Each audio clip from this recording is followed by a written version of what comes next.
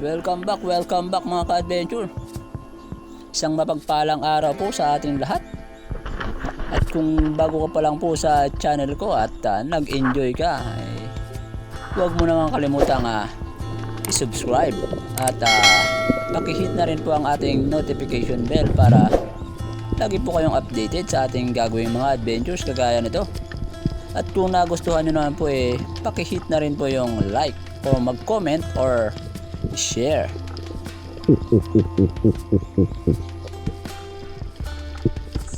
Isang mapagpalang araw po sa ating lahat mga ka-adventures.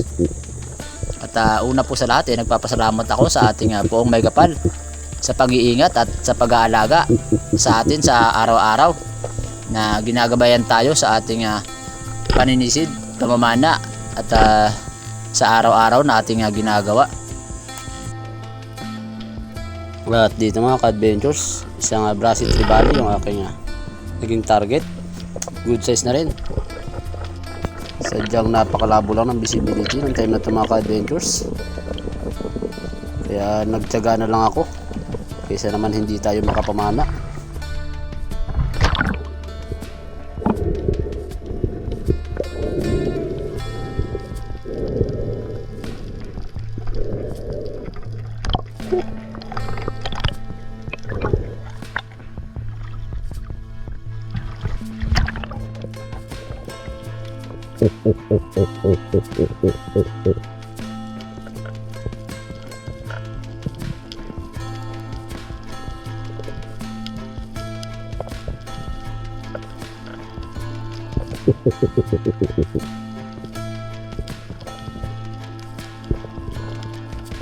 At sa ilang segundo nga paghihintay ko, merong dumaan na dalawang pirasong Brassy Trevally, parehong good size. Yung isa lumayo na kagad, pero itong isa halos tutok na.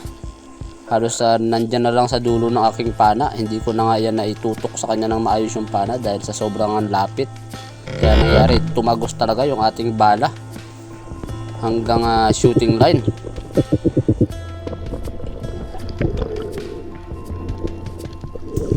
Habang hinihila ko, napansin ko kaunti na lang yung nakakapit at mapupunit na, kaya ang ginawa ko inipit ko na lang ng aking hita para siguradong hindi makakawala. At ito yung ating naging pangalawang isda, Brassy Trevally pa rin.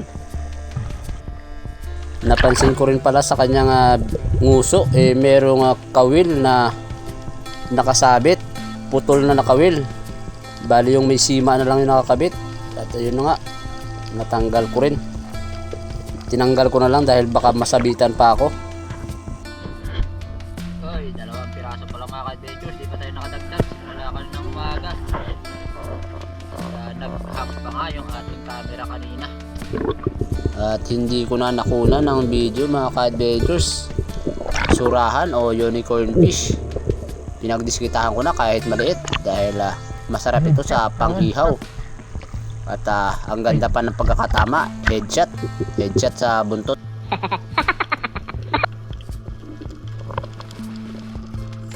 At dito sana mga ka-adventures, may napansin akong yellow spotted rabbit fish o samaral. At nung hinahanap ko na hindi ko agad nakita. Yun pala nagtago sa gilid ng bato o ng corals. At ayun na nga, naispatan ko na, kaya dahan-dahan ko nang itinutok yung pana.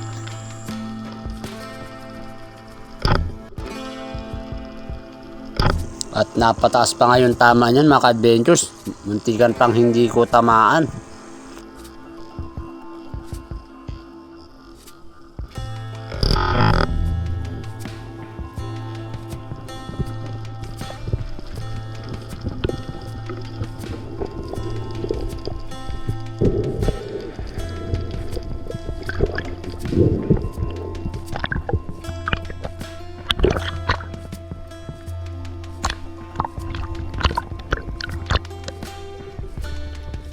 Dito sa harap ng isla naman pala ito mga ka-adventures, yung spot na ito. Ang target ko dito sana mga sardine fish o labahita. Malalaki na rin sana, kaya lang napakailap naman, ayaw ibigay yung tamang distansya para makalabitan ko. Hindi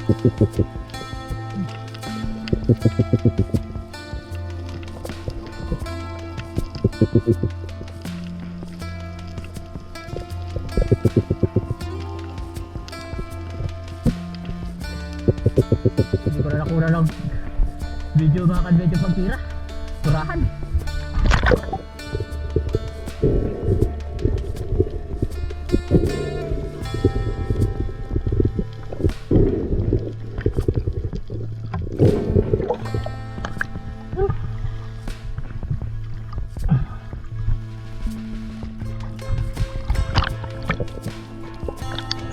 At pagtapos ko palang may secure yan mga ka-adventures, umahon na ako para makauwi na dahil hapon na rin.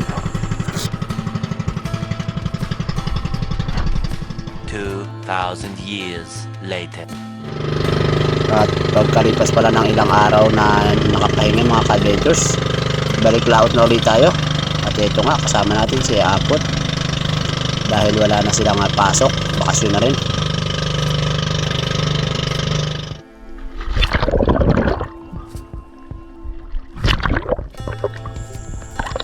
Ito yung ating unang baba. Kailangan natin na i-secure yung ating pondo para sigurado nga hindi tayo iwanan ng ating bangka.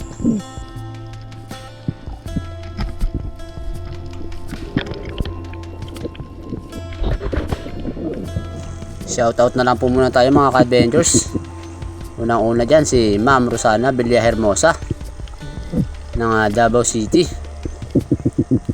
Kamazi Margin, Kailugan TV, Alberto Poncia, Joseph Agdon, Lance Sanchez, Larry Marcelino, Bon Fishing TV, Maanjoy Garcitos, Elmore General, Rolando Taneo, Tita Lisa TV, Jake Abiner, Spear Fishing, Renan Fishing Adventure, Tarzan and Palawan, Dennis Bantilan, Arlene James, Jan's Bird, Adventures TV, kaya Bruce Sid, Danilo Adalim at George Adalim ng Santa Rosa, Nueva Ecija. Maraming salamat po sa inyo mga ka-adventures. At salamat din po sa mga hindi nag-i-skip ng ads. At malaking tulong po yan para sa ating ina-upload na video, para mas mabadali po ang ating monetize. At siyempre magkaroon po ng points. Kaya maraming salamat po sa inyong patuloy na suporta. At kung hindi rin po dahil sa inyo, hindi lalago yung aking subscriber. At siyempre sa mga silent viewers din natin, maraming salamat din po.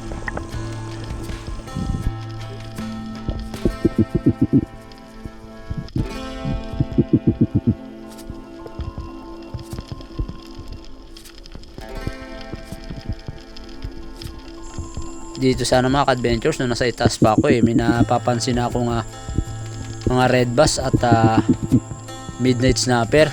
Kaya lang nung bumaba na ako at nagset ng ambush, hindi na rin nagpakita, lumayo na kagad.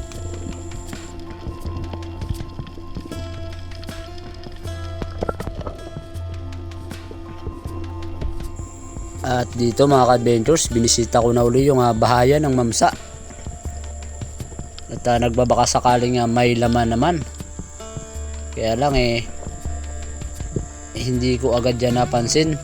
At dahil mayroong nakaagaw ng aking atensyon, yung Oriental Sweet Lips, good size na rin sana. Kaya lang nung itututo ko na yung pana, nagulat naman at bigla nang lumayo. Kaya hindi ko rin niya natira.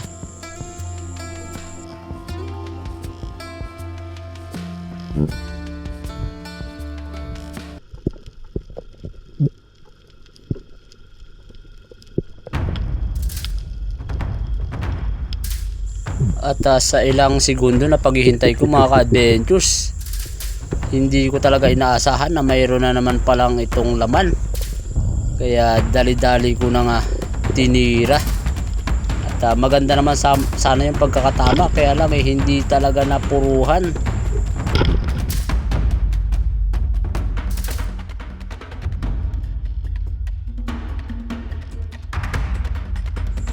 At At kung mapapansin nyo mga ka-adventures, napakaganda naman talaga sana ng patama. Headshot na headshot. Kaya lang napakalakas ng isda. Hindi masyado talagang napuruhan. At ayun na nga, tumagos siya doon sa kabilang butas. Kaya ang resulta naputol yung ating shooting line dahil gumasgas doon sa matalas na parte ng corals. Pinagmamasdan ko pa sana siya habang lumulubog dahil sabi ko baka napuruhan ko rin at manghina.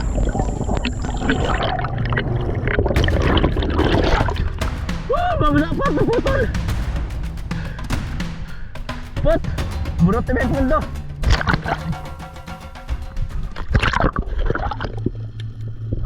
Muli kong binalikan yung ilalim mga ka-adventures dahil nagbabaka sakali ako na nanghina na yung isda at nahiga na lang dyan sa ilalim.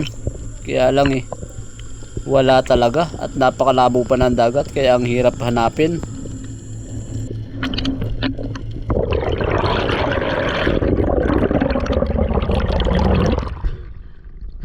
Di ba tagal? Sige, babaya mo na lang. Ilang beses ko rin itong binalik-balikan mga ka-adventures kung saan huli kong nakita yung mamsa na yon dahil umasa ako na nanghina na yon at makikita ko dito kaya lang wala talaga. Napakasayang.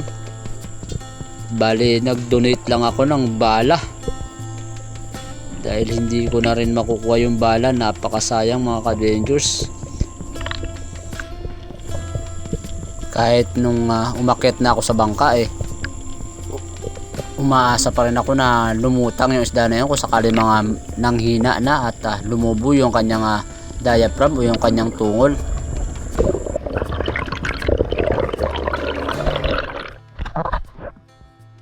Sayang mga ka-adventure yung isda. Kailang balik-balik ako sa bahura na kung saan ko siya huling nakita. Kaya lang wala talaga. Hindi ko siguro talaga masyadong napuruhan yung mamsa na yun. Pero umasa ako na sana lumutang kung sakali mang mamatay yun.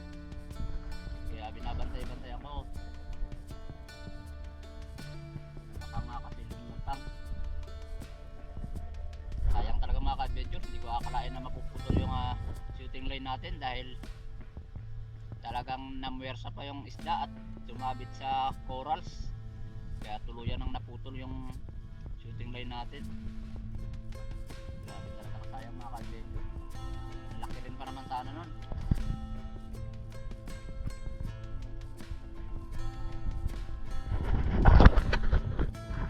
Kain na lang muna tayo mga ka-adventure habang nag-aabang kung sakali mang lumutang yung mamsa na yun. Kapag wala talaga isang oras uwi na lang tayo.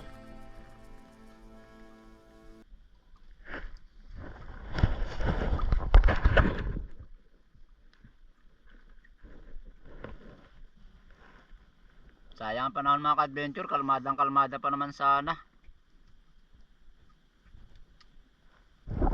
Dapat pala dinala ko na lang din yung aking legendary na pana dahil sayang yung bahura doon sa bandang ibaba. Mayroon pa palang magandang bahura. May hiwalay na bato doon sa baba na kung saan ko napana yung mamsa. May dalawang malaking bato doon at may mga ilak, malaking ilak na pa naman sana. May red bass tsaka mangrove snapper. Sayang mga ka-adventure. Dapat talaga pala dalawa yung pana na dinala ko para hindi na sayang yung panahon na pagpunta natin dito sa laot. Kalmada pa naman sana.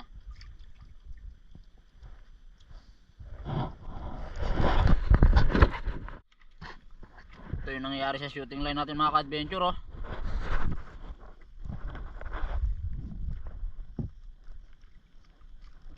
putol talaga.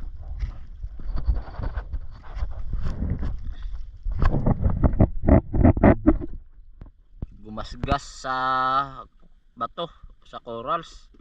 Kaya nakaputol. Matibay pa itong na to dynamite nito. Kaya lang talagang